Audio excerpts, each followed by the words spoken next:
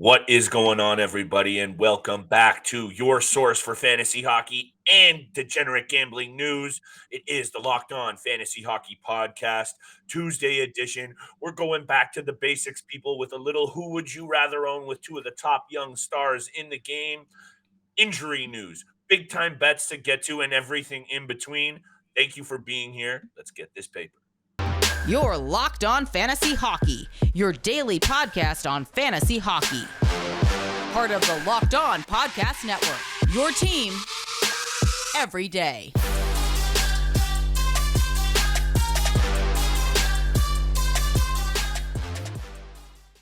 What is going on, everybody? And thank you for joining us for the Tuesday episode of the Locked On Fantasy Hockey Podcast. I am joined, as always, by my esteemed and distinguished co-host, Mr. Steele Roden.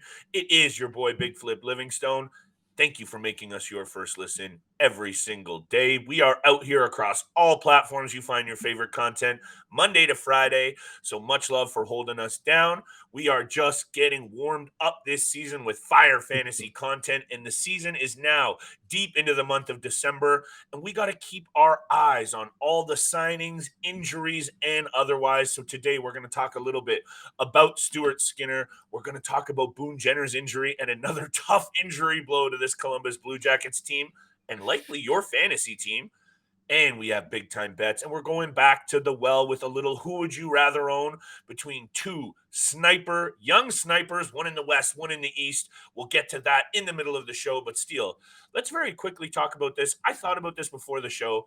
More to say, I think, about this Boone Jenner situation very quickly. So let's talk about Stuart Skinner off the top, if you're okay with that. Signs a 3-year, $7.8 million contract with the Oilers. This is an interesting little contract, and I want your take on this, and I want your take on the Oilers situation overall. But this is a little prove me contract for Stuart Skinner. Can he get it done now on a 2.6 per year deal and maybe make some big money in a couple seasons? What do you think overall? What have you seen from Skinner, and what's your take on what's going on with the Oilers? Well, I actually like this deal a lot for both Stuart Skinner and the Edmonton Oilers. I think this is a hometown-friendly deal for Stuart Skinner because he is born and raised in Edmonton. So it's a hometown-friendly deal for sure, $2.6 million over the next 3 years. And for me, I think the Edmonton Oilers are setting him up for success, and they're setting him up to be the next starting goaltender in the future for the Edmonton Oilers with this deal right now. Like you said, a little bit less money now and prove it if you can make some more. Prove it now and you can make some more money later. And for me, just looking at it, they drafted him in the third round back in 2017. He's only 24 years old, so he fits the criteria of let's get him signed for the next 3 years, minimum guaranteed, and then if he proves it, sign him long term to be our future goaltender. And for me, just looking at his stats as well, he's been consistent throughout his entire hockey career. Whatever level he's playing at, but just more specifically and more importantly, over the last 3 years between the Edmonton Oilers and the Bakersfield Condors, is where I've really seen the growth for Stuart Skinner. Just looking at the stats again, 22, 7, and 5 last year with Bakersfield, a .920 save percentage, which leads into this year where he's 9, 8, and 1 and a .915 save percentage. So you can see there's consistency there for this young goaltender. And I think it's clear that the Edmonton Oilers really would have liked for him to be the backup now and, have Jack Campbell be that starting guy that they can rely on. Good point. He can mentor Stuart Skinner a little bit over the next few years, but obviously Stuart Skinner's been the better goaltender this year. So that's why they're playing him more. You have to go with the better guy. He's been the better goaltender. He's been the more valuable fantasy piece. And, I think you're spot on with a definitely preferred it be Stuart Skinner, the guy, they just invested $25 million into Jack Campbell.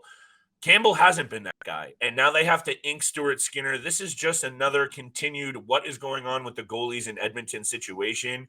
And again, Stuart Skinner is not the guy. Did you expect Mike Smith to take them all the way to the conference final? No, we did not. Did we expect Jack Campbell to be this bad? Probably not. But hey, good for Stuart Skinner. He has been the better goalie. I love me some tall goalie, 6'4" action. I think this guy, and I love to say this, just getting there, Steele. I think there's a lot more to unpack with Stuart Skinner. You're going to have your growing pains. Jack Campbell, that 5-year, $25 million deal is probably not sitting great with fans. But if Stuart Skinner can step out as a number one, Jack Campbell as the number 2. You've seen him be a solid backup goaltender in his career, and I can't help but feel that that is his ceiling. So maybe he does better as the backup. Let's see what happens and continues to unfold in Edmonton, because almost like the Leafs getting out of the first round, you need to wait and see what happens with this Edmonton Oilers till April. They're only 10 points adrift of that first place spot in the division behind Vegas, and there's a lot of hockey left. Opposite situation going on with the Columbus Blue Jackets. Well, as much as there is a lot of season to go, dead last in the Metro, dead last in the East, and last time I checked, third last in the NHL. Their season is likely over, and if it wasn't before this Boone Jenner news, Steele, it definitely is now. This guy was not only their goal leader, he's their leader on the ice, in the dressing room, and off the ice. So this is just a crushing blow to any Columbus Blue Jackets fan. And also, there's a little interesting fantasy situation developing now. Jack Roslovic might be worth a look here, as Boone Jenner's spot on that top line is going to need to be filled alongside Johnny and Patrick Laine. Yeah, that is the big case here. For Boone Jenner himself, he's a great depth guy that you look at to, mid to late round draft picks for your fantasy league. But, he puts up the points that you really need: 22 points, 93 shots, 35 blocks, 54 hits. They all add up at the end of the day for one of those depth guys. So it is going to be a big loss for whoever has Boone Jenner on their team. But for me, this is really a big opportunity for Kent Johnson right now. There you go. Who, between him and Jack Roslovic, could be that number 1 center for the next 4 weeks. And for me, it's a bigger opportunity for Kent Johnson playing on that top line with Gaudreau and Laine. And with Johnson, I don't think there were big expectations heading into the season, but there were some expectations for him to go out there, some belief that he could go out there, use some of his magic, and go out there occasionally and create some good scoring opportunities. And for me, that just hasn't been the case with Kent Johnson. But now that he has this opportunity playing on that top line, like, he's 9th in scoring for rookies this season, which for me has flown under the radar. Like, I have not seen anything from Kent Johnson. So again, a big opportunity for him to get up in that comparison, get up in that, race for the Calder Trophy, potentially, when you have guys out there like Beniers, Perfetti, Michelli, Pinto, Addison, who have been visible to everybody, and Johnson really hasn't. So again, maybe this opportunity creates a spark for Johnson to go out there and get a little streak. He gets some points playing with those top guys, and if he can't, then like you said, Roslovic can jump in there on the first line center as well. Busted thumb for Boone Jenner. He was hurt, the other night. He still ended up playing 21 minutes a night. So there it is with Kent Johnson's opportunity. If they need a center in there between Laine and Johnny Gaudreau, he might just get those minutes by default. Roslovic, also worth a look if he ends up not getting it done. You could feel that center spot going to be in flux in Columbus. Just another tough blow. And Boone Jenner, I have him in my Keeper Dynasty League, Steele. He really is a under-the-radar piece himself. Good season so far this year, another tough injury. And just before we move on, because it's almost comical how many injuries and to key players that this team is dealing with. And a lot of them we know about, but very quickly: Voracek, Korpisalo, Werenski, Jake Bean, Adam Boqvist, and now Boone Jenner. Patrick Laine's been in and out of the lineup. This is just a nightmarish season for the Columbus Blue Jackets. We're going to move on from this nightmare and on to a dream of where you make your bets, because today's episode is brought to you by BetOnline. BetOnline.net is your number 1 source for sports betting info, stats, news, and analysis this season. Get the latest odds and trends for every professional and amateur league out there, from NFL to college bowl season to basketball. They have it all for you at betonline.net. And if you love sports podcasts, just like you love this one, you can find even more of those at BetOnline as well, where the latest and fastest ways for you to get your betting info can be found. Head to the website today or use your mobile device to learn more. BetOnline, where the game starts. Thank you so much for making the Locked On Fantasy Hockey Podcast your first listen every single day. For your next listen, check out Locked On Sports Today podcast, the biggest stories of the day, instant reactions, big game recaps, and the take of the day. Available on the Odyssey app, YouTube, and wherever you get your podcasts, just like this one. So make sure you hit the subscribe, hit the follow button. Flip and I appreciate all the love and support out there. Thank you so much.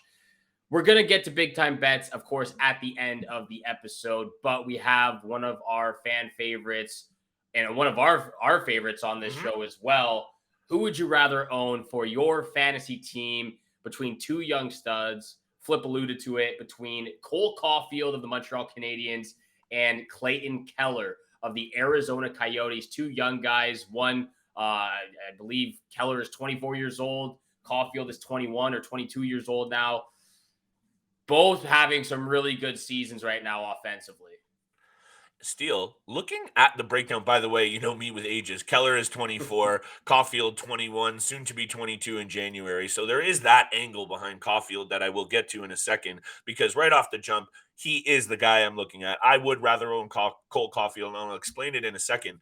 But there is a lot of similarities between these two players, besides just the way they play the game. 5'10 for Clayton Keller, 5'9 for Cole Caulfield, Yeah. relatively small players. Also, both American, both played NCAA hockey, both snipers by trade, and both can skate like the wind. Maybe you give the edge to Clayton Keller with his skating ability, I would say. But Cole Caulfield is a special goal scorer. And I know what you're going to say about Clayton Keller, because it's true. He fills out more peripheral fantasy categories. He will chip in with penalty minutes here and there. He gets a few block shots, a few hits. Cole Caulfield is a straight up sniper offensive dynamo who I think is going to develop into one of the best goal scorers this game has over the next 10 seasons. And he's starting to prove it just a little bit. 18 goals in 31 games. If you're looking for goals, if you're looking for offense, the decision here, fantasy wise, for me is clear. Both of these players, exciting to watch, Steele. And what I've seen from Cole Caulfield so far, and this is not taking anything away from Keller because I'm going to let you do his thing. Cole Caufield scores from almost every angle on the ice, and that's because of how good his shot and release is. Wicked fast, and I think he is going to get a lot better, Steele. I don't even think we've seen nearly enough from him yet, and I think Keller might be already there, but that's my one thing for Cole Caulfield. That 2-year difference, we haven't seen it yet from him. Well, I'll say this: if you're looking for goal scoring, then yeah, Cole Caufield is your guy. But if you're looking for offense, I believe it's Clayton Keller here. Let's hear it. Goals is not just the only thing for offense. The vision that Keller has right now, being able to find his teammates. There's a lot of things, like you said, the peripherals for Keller are a little bit better than Cole Caufield, but there are a lot of similarities. But just looking at it, even their shooting percentage is very similar this year. Cole Caufield, I believe, Cole Caufield is 17.1 shooting percentage. Keller a 19.4 shooting percentage, and Caufield has double the amount of shots on net. So the fact that, and I say this a lot for Robert Thomas too, if Keller can just shoot the puck on net a little bit more, he's more of a pass first kind of guy. But if he can take those opportunities when they're given to him to put the puck on net a little bit more, I can see a lot more goals go in for him. The shooting percentage might go down a little bit. But unlike what you said, I think for Clayton Keller, he's just scratching the surface as well. He's only 24 years old. He hasn't even reached his prime yet for me. And again, that has a lot to do with the team around him. He's been in the league for 6 just going to say that. Yeah, he's been in the league for 6 years now. He's had no one to play around him. You know, looking at the team right now itself, he's got Nick Schmaltz, who I really like as well on the top line. There's a ton of talent with him. Jakob Chychrun and Shane Gostisbehere are great on the blue line. But other than that, he's got no one to work with, really. He's the guy for the Arizona Coyotes, and he's leading the team 29 points in 29 games. And for me, I'd take Keller over Caufield. Yeah, it's, you know what? This is tough when you have two guys that really are, excuse me, very similar. Very similar. And look, if I want to recircle, if we can remember, which you and I won't, to recircle back on this, maybe even at the end of the season to see where these two players are at, because on my notes here, it would be interesting to see, one, what Clayton Keller could have done playing on a better team, because no disrespect to Travis Boyd and Nick Schmaltz, but, you know, throw him in the mix with Nick Suzuki and others. Maybe he has more points, more goals as well. But also, Cole Caufield has come into a situation he has not exactly gotten the straight run out in Montreal. Yeah, since Marty St. Louis has come in, he hasn't even had a full season with the same coach yet in the NHL. I know things have been in flux in Arizona as well.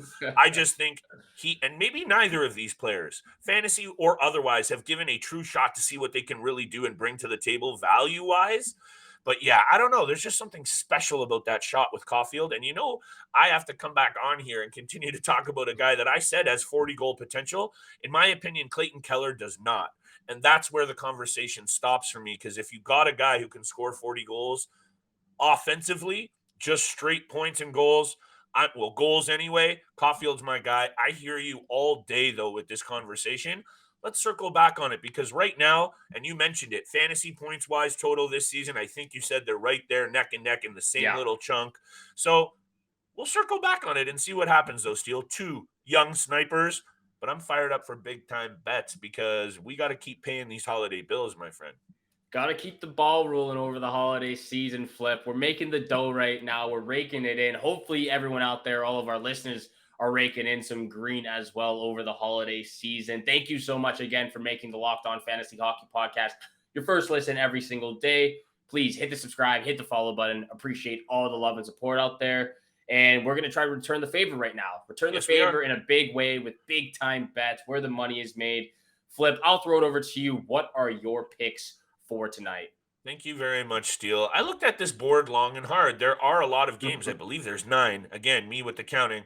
But there are some intriguing matchups on this board. New Jersey at Carolina, huge playoff implications already. Tampa at Toronto, huge playoff implications already. You can't help but feel that there's going to be some playoff-like atmospheres in some of these buildings. What usually happens in the playoffs? Tight checking, low scoring. I know this season we've seen a huge influx in scoring. We're seeing it in the lines. Steele's mentioned it in the statistics of goaltenders across the league. Higher goals against, lower save percentages. So why don't I go against all those high scoring trends, people, and take a look at this Toronto-Tampa Bay game as one that I think the goalies are going to shine.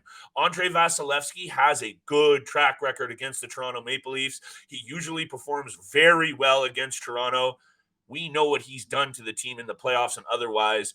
Matt Murray has been solid. Samsonov's been solid. I am just expecting a low-scoring game. You're going to go Flip. The last time these two teams got together, there were 7 goals. That was barely over the number. In the game previous, how about a 2-1 final? Way under the number. It goes back and forth between these two teams, and it's almost always a 1-goal game. So maybe consider that on the puck line if you really want to cop out. But my first pick, I'm expecting a tight checking, low scoring game here. Steele, give me the under 6 plus 105. I like that plus money as well. I like that game. So I'll start there for my first pick. I'm taking the Tampa Bay Lightning on the money line at plus 128 against the Toronto Maple Leafs. And it has nothing to do with how the Leafs are playing right now because I think they're playing great, even though they lost their last 2 games. It's just the way that the Tampa Bay Lightning players are playing right now. Andrei Vasilevskiy, a lot better now than what we saw in the first month of the season. Braden Point. I don't even want to have to bring this up, but ever since but it sounds like you're going to do it. Ever since I traded him off my team, the guy's gone off for what seems like 30 goals and 30 points. Like it's just unreal what he's doing the last month. Ever since I've traded him away off my team, but that's my first pick of the night. Lightning on the money line plus 128 against the Toronto Maple Leafs. To back up my Vasilevskiy comment and your angle here on the Tampa Bay Lightning, 14-8-2 with a .922 save percentage against the Toronto Maple Leafs in his regular season career. Not even going to dive into the playoff numbers because those are going to make you like this Tampa angle even more. But let me go to a game that you probably wouldn't expect me to be sprinkling on, but sometimes I like taking these emotional injury angles. It's not always the smartest, people. I'm not going to come out and say this is how you handicap and make bets on the NHL. But sometimes when you look at a team like the Columbus Blue Jackets, who are just completely decimated with important injuries, and now their captain goes down, that top line who was getting it done for them might have some issues clicking with a new center. The Philadelphia Flyers at home against the Columbus Blue Jackets steal. This just feels like a spot for Carter Hart to steal a win for these Flyers against a team that already was struggling scoring, and now they lose, one of the guys on their top line. Give me the Philadelphia Flyers on the money line, minus 160 against the Columbus Blue Jackets. I don't really think I need to explain it much more. I understand the Philadelphia Flyers have 1 win in their last 6 games. The Columbus Blue Jackets have been equally as bad. 2 wins in their last 6 games. This is not one that I'm going to be watching on television, but I'm going to put a nice little wager on the Philadelphia Flyers on the money line because this is just a really tough road spot against a very, very banged up Columbus squad. Yeah, I think it's pretty easy to go with the Philadelphia Flyers in this situation. 8 starters out for the Columbus Blue Jackets, maybe even more. Flyers are banged up too, but maybe that Flyers are means banged up under. too. I don't know. Yeah, it's a tough game for sure. I stayed away from it. And, earlier you were talking about future playoff implications. So that's the next game I'm looking at right now. I'm taking a look at that New York Rangers versus Pittsburgh Penguins game. Another good one. Yeah, definitely a good one. Both teams on some hot streaks right now. More so the Rangers. I believe they're on a 7-game winning streak. So that's where I'm leaning to. Rangers on the money line at plus 135. They've been scoring at will recently, which they haven't done a lot 5-on-5. I've said that so many times this season. Igor Shesterkin's been better. The defense has been better. They're really just picking up the slack that was lacking back in November and late October for me. So I like the way they're playing. They're going to get their 8th straight win. Rangers on the money line plus 135. On the opposite end of things, how about a team in the Metro going the opposite direction all of a sudden? 5 straight losses for those once hot New Jersey Devils. I'm going to continue to fade them because now they're rolling into Carolina. Look, this New Jersey team is all of a sudden now struggling to score goals. 1 goal, 2 goals in their, so 4 total goals in their last 3 games. That is not what they were doing. And look, as much as they are good defensively compared to the last few seasons, this team has been winning by getting many goals above their opponent, not just winning by 1 or 2, but by more than that. And I'm seeing this situation against who, Mr. Kochetkov, on a heater of heaters right now. And so are the Carolina Hurricanes. 5 straight games. And this might be, a safe bet. Carolina minus 123 because odds makers are thinking this New Jersey Devils team snaps out of a streak. I am never going to bet against a team who's got 5 wins in a row going up against a team who's got 5 losses in a row. That's never going to happen. Also, Kochetkov, 7-0-1 in his last 8 starts. How about a .935 save percentage and 2 shutouts? Carolina, minus 123 is good money, Steele. That's my lock of the night.